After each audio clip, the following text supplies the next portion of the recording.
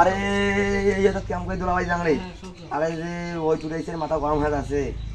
দোলাভাই না গেলে ফিরে বাইর যাই রে বা দোলাভাইটা জান যা দেখি এসব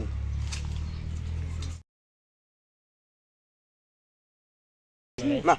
ভাইজান আসসালামু আলাইকুম। ওয়ালাইকুম আসসালাম। আরে করে দাঁড়াইছেন আরে যাং না এই জায়গায় দোলাবাড়ি দিলে বকরি ধরছে নাকি দেখি এই শুন দোলাবাড়ি এখানে কি অবস্থা। মা আর তোমার বাবা কি এটা আরে বাউরিয়াটা ছাতি জিমি দেখিস নি নাই কে ওই ওই চুড়াইছে তোমার চালান নাই সাথীটা আরে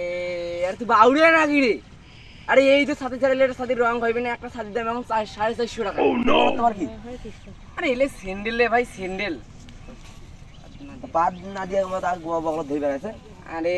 আরে ভাই কইস নি রে ভাই এগুলো এখন তুই স্যান্ডেল যেমন তেমন স্যান্ডেলের দাম ভাই 200 টাকা।